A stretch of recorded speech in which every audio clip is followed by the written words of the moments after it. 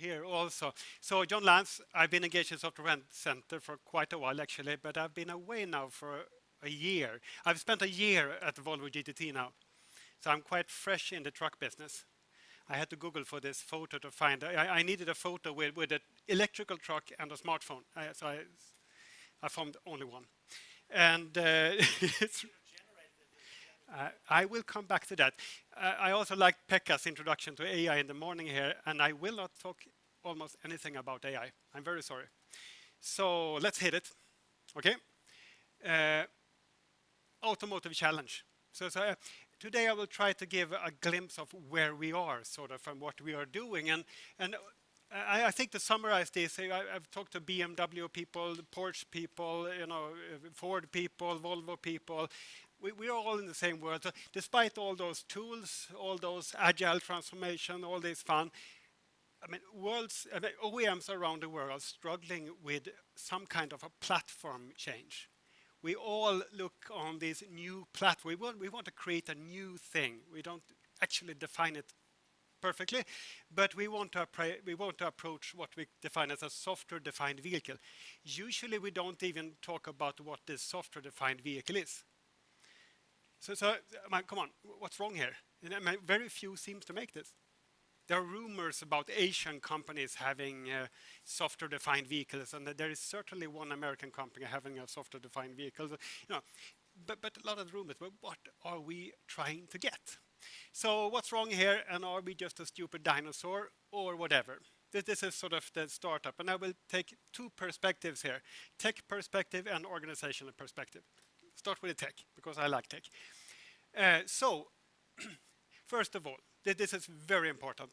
The software in a premium vehicle is extremely complicated. Even in a premium truck, it's extremely complicated. It cannot be redesigned in reasonable time. Just cannot. So, also, no OEM fully understands their product. I talk about every OEM, including Chinese, American, whatever. No OEM will fully understand their own software product in their vehicle. It's very clear. So this software product is actually pretty much similar to an animal, actually. I usually use cats as animals in my slides. So, I like that one.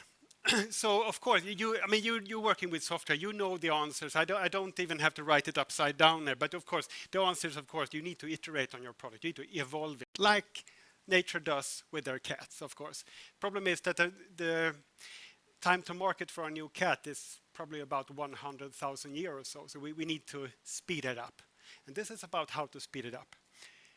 So, and of course, I wrote this actually in the morning because I realized I have to say something about my view of the crisis at the Volkswagen, at the Volvo cars. That we have a tendency of look at this as a crisis also, and I think that from a technical point of view, a very important word here is the idea of centralization. There is an idea that if we centralize things into bigger ECUs, we will gain a lot. We will gain more flexibility. We can use more modern operational systems. We can be much smarter. We can create a smartphone on wheel. So that's the basic idea. Then comes the consequences, because we get a new hardware and we get a new operational system and middleware. They might be unstable in the beginning. We need to rewrite a lot of code actually to adapt to this new environment. And if you do centralization in a product like a vehicle, you get lots of dependencies, lots. We underestimated those. You get distributed functionality, since you centralize part of your function, but some parts are left outside in the edge of your architecture, because you still have many computers in the vehicle. So you could sort of what do you call it? Entangled functionality, and you get shared resources. They create dependencies, and of course you get different mechanisms like COM protocols and diagnostic protocols, software downloads. Everything gets more dependent and complex, and you don't have to talk about bottlenecks. So you end up with work. This is how it works in the software world. When you create complexity, you have to work with it. If you work too long time, then you get a delayed project. This is life, sort of. This is where we are. But first of all, I actually cut in this picture. There is a reason why AI generated uh, the AI generated Helena doesn't look as good as she does in reality, because it's not iterated. The picture of this generated Helena was generated as a one shot. This is the difference between images and code. Because code, if you generate code, you can give the code back to the chat, or you can let an agent operate on the code and iterate it. That's the difference. Code gets much better than pictures, since the AI is not well suited so far to iterate on pictures. It's good to keep. What Pekka did in the morning was to iterate on its code, actually. It works, it works. So just the same for humans. So this is why cats, AI-generated cats, looks actually quite awful. If you try to do the same thing here with an architecture in a vehicle, a one shot, it won't be that good. That's the idea here. So, now the difference. Let's take a classical sort of or example of a software-defined product from the West and a non-software-defined product from not the East but almost. And let's create a scale here. So if we look at the software-defined product and try to look what is this thingy, then okay, it's a thingy there where you cut part cost by removing stuff.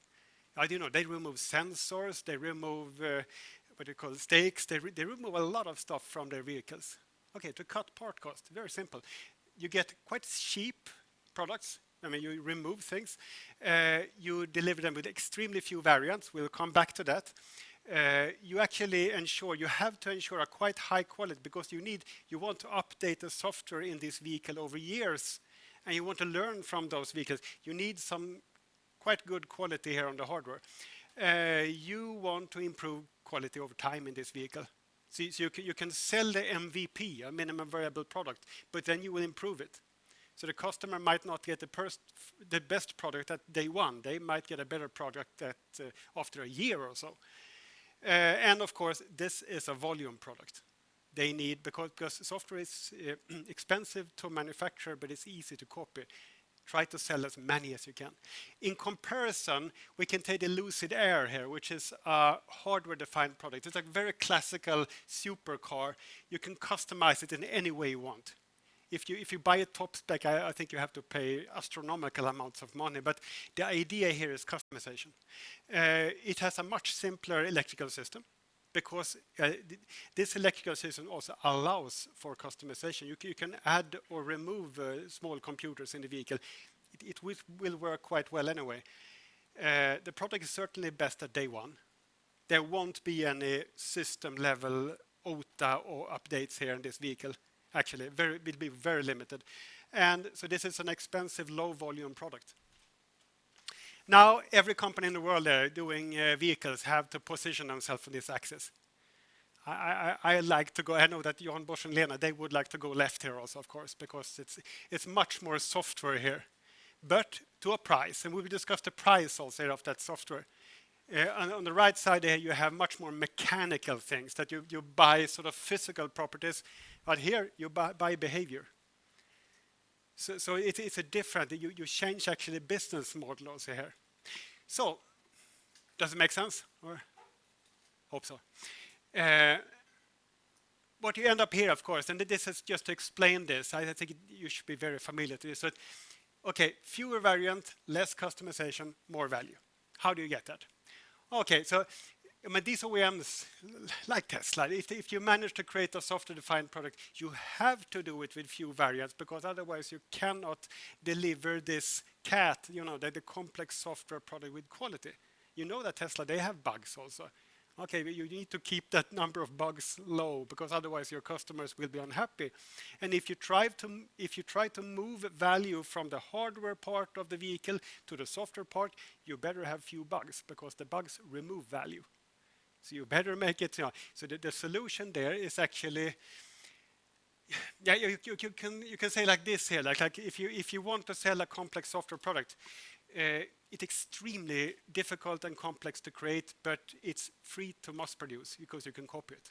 It's free, but it will only work on, this cat here will only lay on this specific pillow. And if you have variants of the pillow, the cat won't be happy. So you cannot just customize your car here, your truck here. It has to be the specific pillow. This is why Tesla has so few models. And it is interesting to talk about trucks. Because, I mean, first of all, we can go wrong order of slides. If you look at a car here, and if you look at trucks, sort of,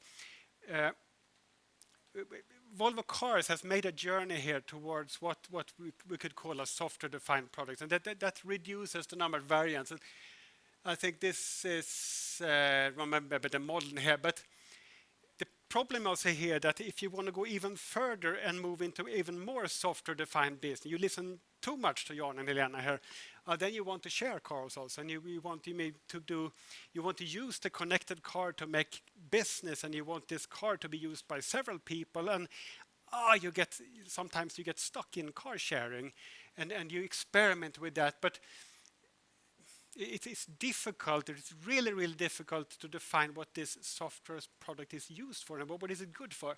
In this case, actually, it turns out that it's difficult with car sharing in cities because no one will clean that car for free. If you own a car, then you will clean it for free. It is your money. Your money will clean the car without you thinking of it. If you try to really play with this software product, you do have to experiment, and we do experiment here, and we do not always succeed also here. So this is probably why Tesla still are selling cars, actually, since they want you to clean that car and care for the car, why they are collecting data from the same car and increase the quality of the same car that you will hopefully buy next time. It's not the same as a smartphone yet. Software products are complex, but they are also very different. Truck, on the other hand, is a completely different thing. This is a very, very pure transport service. So cleaning, maintenance, etc., they are required services. The buyer of a truck service will actually count them as natural. Of course, we will have to clean our vehicles. Yeah, of course. So the trucks are very, very different from cars here. This is why I make the comparison to cars, so that we can't treat the software-defined car as the software-defined truck. These are completely different animals. The truck is, what I say, a mixture of a Ericsson base station and a car. If you combine those two, it's an industrial object. Okay, then we have to think a lot of how do we make use of this software-defined truck in a good way to make money, because we do want to make money. So you can think of this actually. Okay, what if we use the data here collected by all those vehicles, and then we try to study the KPIs used by our customers. If you have a logistic company using trucks, what are those KPIs that they are work with? Okay, try to help them with their KPIs. Okay, or why not letting them subscribe to their own KPIs if we construct them? Cool. Now that we might have a really connected business model for trucks, actually, which might even work. So I'm fiddling here, but this is somewhere where we have to head, actually, with our truck company. And I would say also we have to move towards what we call continuous experimentation here, because we have to learn it. We don't know what to do here. We have to experiment and work. So now the sort of, I just add this picture here because I might step on some toes here. The truck business today at Volvo Trucks is 100% focused on customization. You can buy whatever kind of truck you want, and we manufacture it. This comes with a challenge, of course, because in the same time, the software and complexity of the software grows. So we do have a challenge. And some people even say that the customization is our DNA. So how do I solve that? It's a tricky one. I have a cat. I don't understand the cat. I have to evolve it. But someone else wants to create, hundreds or thousands of different variants of that cat. That might not play together. So we have to work with this. And of course, this challenge is both technical and cultural. So this is where we are. I'm trying to be very clear here that you have a big company, you have a successful business, and you have a challenge. This is what makes it fun also. I really enjoy this challenge here, because here we have to make a big oil tanker turn a little bit. And this is what makes it fun, actually. So I think that if we want to move the truck here from being on the right side and sell customized sort of solo vehicles to being more of a volume product, but not a smartphone on wheels. You know, these are sort of private products. We might be here in the middle. I think our keyword could be sort of a cyber skateboard. A skateboard, you can put whatever you want on it. Okay, and you can even design it, you can paint it, but it's still a skateboard. It's a very robust thing. You can use it for carrying things and stuff like that. So I think it's a pretty good analog here.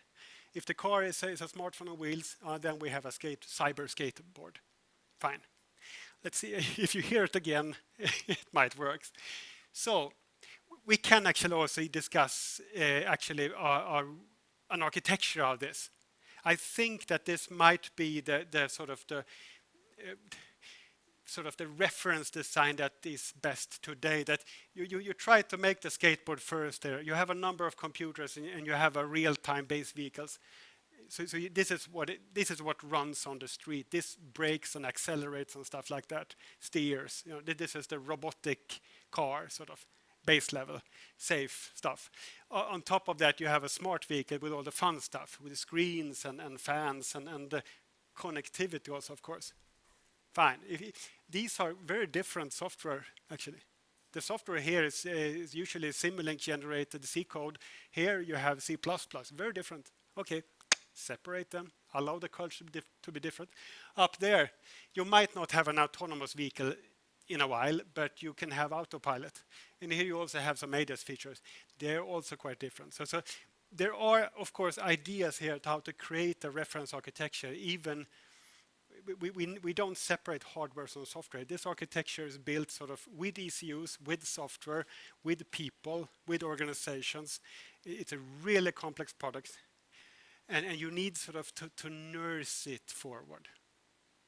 So, and it's just a sketch, of course. The real thing doesn't look at all like this.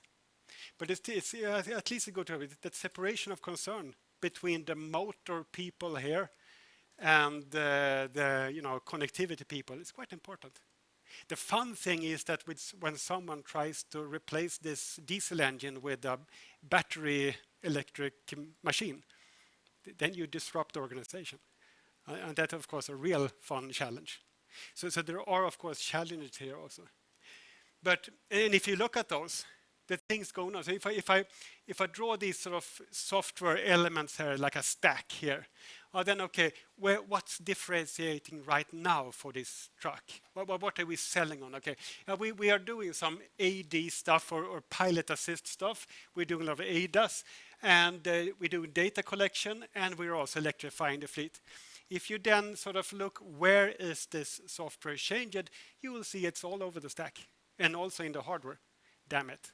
We cannot separate things. We cannot isolate things. We work sort of vertically in the whole stack here. So that's really challenging, of course. It means that we have to take care of this iteration in a very good way. And then if I allow myself here to speculate, because I have to do that. And okay, in the near future, what will a transport company look for? I guess that they will look for torque, because everyone is looking for torque. I love this electric car torque. Of course, I'm childish, but I love it. And the APIs, because everyone wants to control their truck from the smartphone. Every truck driver has a smartphone, actually. They are not old anymore. They are usually women today, actually. Even the truck driver changes over time. They have smartphones. And they want data, because the truck company loves data. So I think the torque, APIs, and data is needed. And if we look now how to get there, okay, if you list those three, what I need to do with my system? Well, okay, to have torque, I need I need a quality hardware and mechanics. I need to enable, iteration on this software mechanical system. Fine, okay, I need to iterate it. If I need APIs here, I don't need a supercomputer. I need a quite small computer, but I need connectivity and I need a stable system. Okay, so I need this system to be connected and stable. I need to be able to update the software in the whole damn vehicle over and over and over again. And of course, make sure all relevant data can be reached. Don't collect all the data all the time from the vehicle because then you get you get feed by the 4G company or 5G company, because don't transport too much data. Select data carefully and use it. So I like to compare this with rocket business. There's a difference between SpaceX and Boeing. SpaceX, they do active experiment. And if you look at the business model for a rocket, it's sort of lift the stuff, put it where it should be, and return to base. That's rocket business. It's not too different from truck business. So how hard can it be? It's only rocket science. Sort of.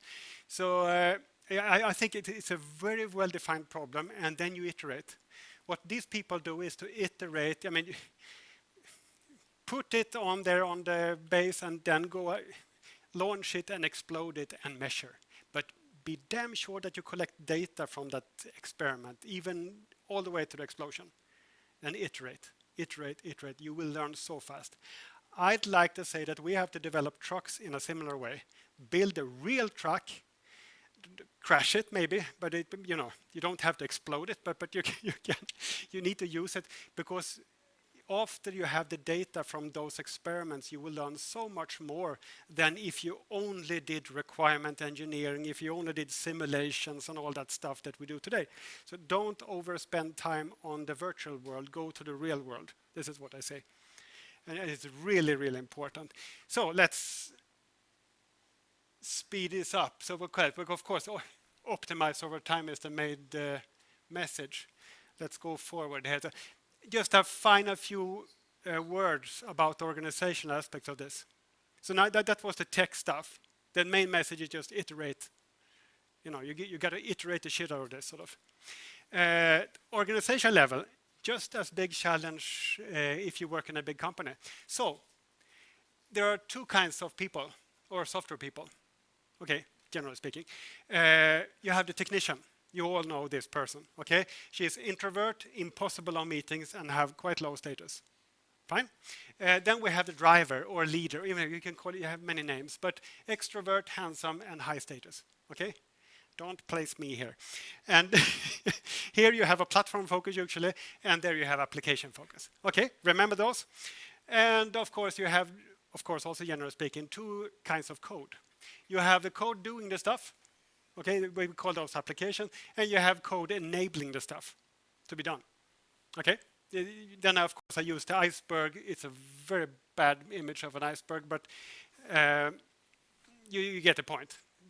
The enabling code is bigger. So if we now create a diagram out of this, and I apologize for the complicated picture, but the message is very simple. Let's create a diagram of this. You will see in a complex software product, after a while, you will have a lot of enabling code here. I mean, this is complex. This is how I represent complexity. And this complexity here is nursed by a group of introverts. You can't bring them to meetings. They're really difficult people. Okay, but they are really smart, I-shaped people. They can go down and fix your bug in minutes. You have this word 28x or 10x. Well, this is that person. Okay, then you have these funny things. Those are the innovations, the application, the things that really shines out, sort of. They do stuff. They live on this beast. The problem here in the organizations I see, and I now talk general about several organizations, not only mine, is that, sorry, I forgot this. I want us to climb on this ladder, and if you live in this environment, you know this ladder. We want to scrap the agility here and move on to doing experiments on R&D level with our, with experiment with our products in our customer's hand, and we want to learn from our customer to really iterate. This is R&D as an experiment system. We want to be there. So this is just to keep you in the right corner here, that we want to make this. The problem is that if you are in this corner here, you cannot make a new rocket every time after each. You cannot redesign the rocket after each experiment, because if you redesign the rocket of your previous experiment, then your data is not valid anymore. You need to design the same rocket better, facelift. So you cannot disrupt your architecture all the time. So you stuck with this guy. The problem here is that you end up with a monster. And the monster here depends on a lot of people with low status in the company. These nasty introvert experts. I think actually that this is a common problem in big companies, that as this enabler here appears as a monster, you all know about the BAPO, don't you? Business, architecture, process, and organization. The things have to do things. Here you get a very big architecture, a rigid architecture, which is anchored in the organization. You get a little bit stuck there. I think this can, of course, I'm messing things up here. You get heroes also, because these people here, very few people, they will save your day actually, from project after project. And these are the experts. They will save you. But you get so dependent on them, so what happens is that you get a risk of organizational oscillation. I can place a number of companies in different stages of this oscillation. When you have a lot of well-working and well-integrated technicians and a well-working mess here, then you get a lot of butterflies and good speed. And then you wish for more. And then, of course, you might have more drivers, more wishes, and then you might lose your technicians, and it swings up and down. I think this is I'm bullshitting a little bit here, but I think we have a glimpse of reality here at least. And with that, I would like to end this story, actually. Thanks.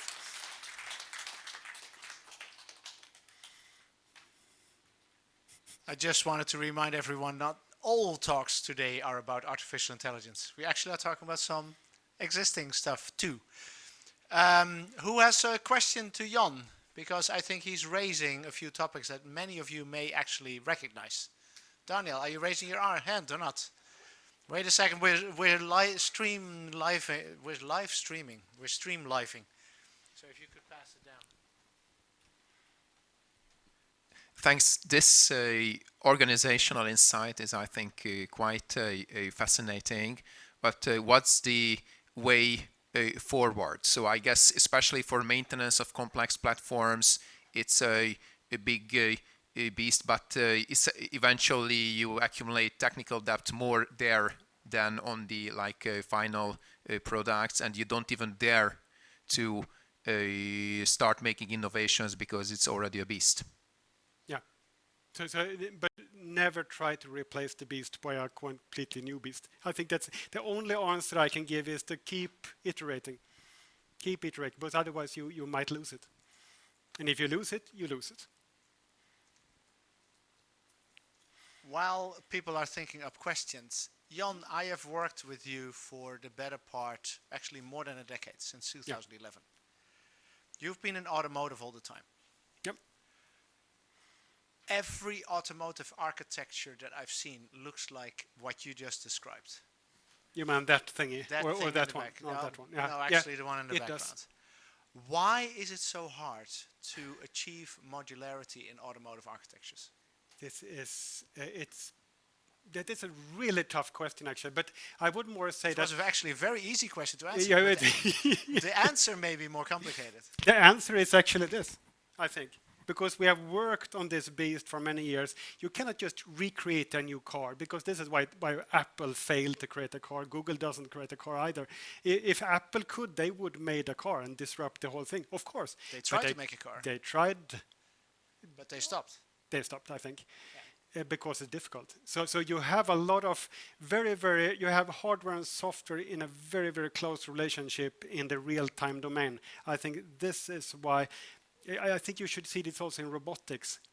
You cannot really separate hardware and software in this region. You have to play the game. I think this is part of the reason. So, and now I know what car you drive.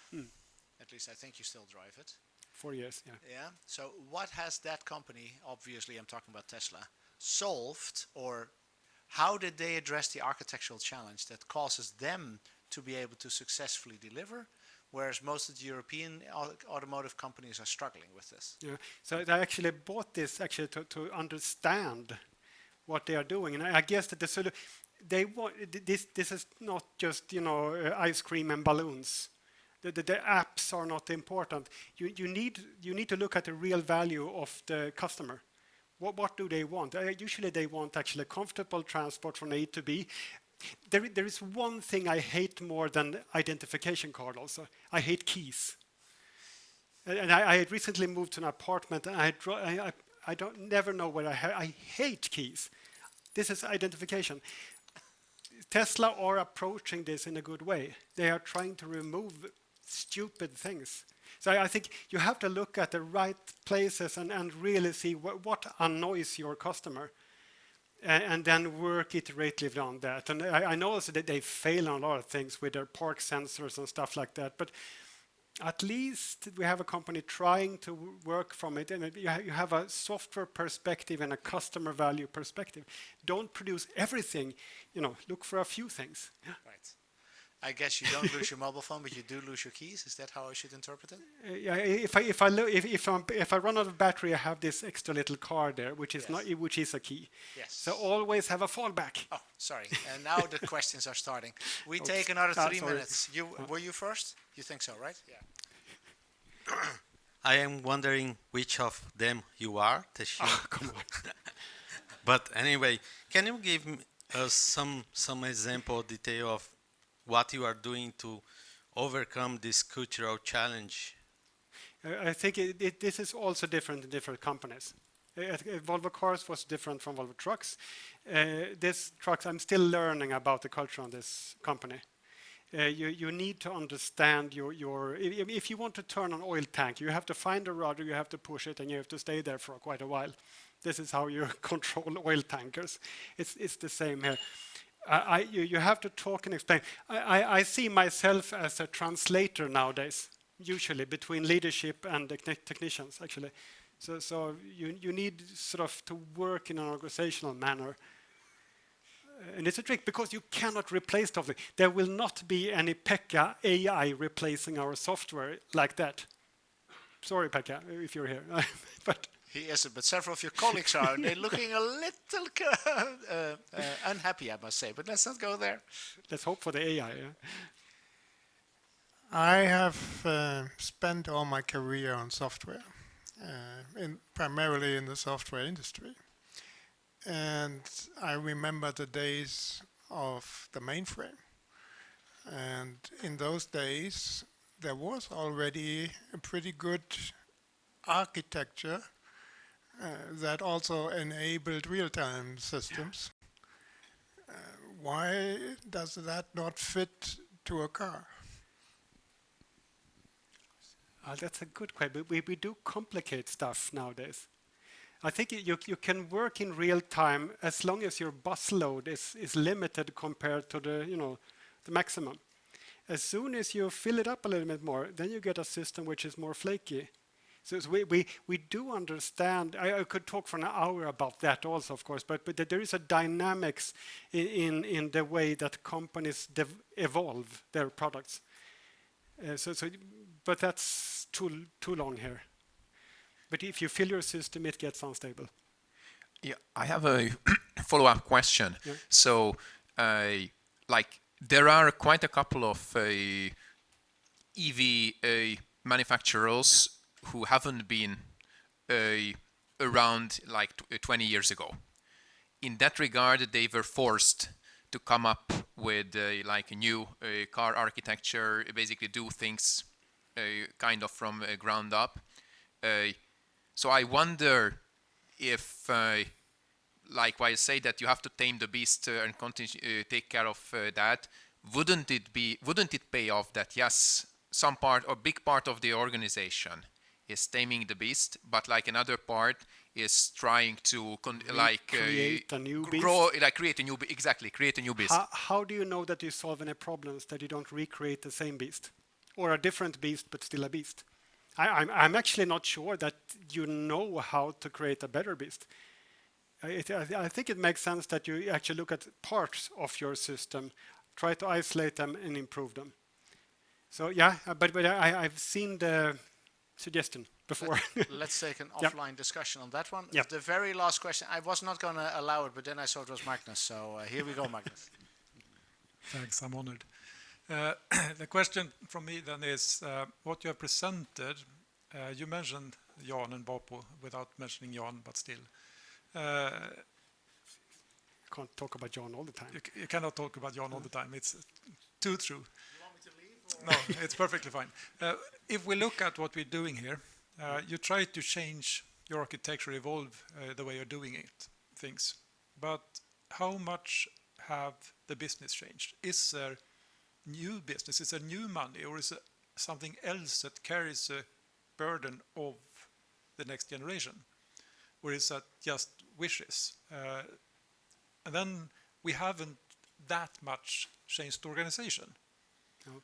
And barely process. So what chances are there a new architecture without changing B, P, and O has a chance to survive? You said that's my point here, that I see that this one is heavy. You can't even, you can barely touch it, sort of. Yeah. You if you have a wish here, you get a no here. And then Absolutely. but you get a small, okay, then we do something. But there is, in my business, there is no new money. There, yep. So there is very hard to add cost to the architecture because there is no new money carrying it. We are in the same world. I know that. Yes. So if the expectations is if you build a truck, it has to carry load, and the carry of the load is what generates revenue. And beyond that, what other values are? It's just cutting costs that you can do. You can remove the driver, you can reduce energy consumption and maintenance needs and these kind of things to remove the OPEX. There are some cool things that can be done in the truck business. Yeah. You can start work with the data. To have a better predictability. Of You can also play. There are many ways you can play with data for your customers, and we won't go there either. Yeah. But that's Helena and Jan will love those discussions, actually. Of course you can. We actually will. I do think that we're getting to a very interesting point in the discussion, so that's why I will kill it right now. Yeah. Many of our existing, don't go anywhere, you still deserve an applause. Many of our existing member companies are in a process where their business is actually being disrupted or changes. And I think that we're still coming to terms with what does the change in the B of the BAPO mean on the other elements of the BAPO model for those of you that are aware of it. And I think that many companies need to experiment much more, as what Jan said, with figuring out what are forms of value that customers are willing to actually pay for so that you do get new money. Yeah, and I think that that is one of the key challenges. With that, I would like to thank Jan Lantz once again for an amazing keynote. Thank you very, very much. Is that your computer?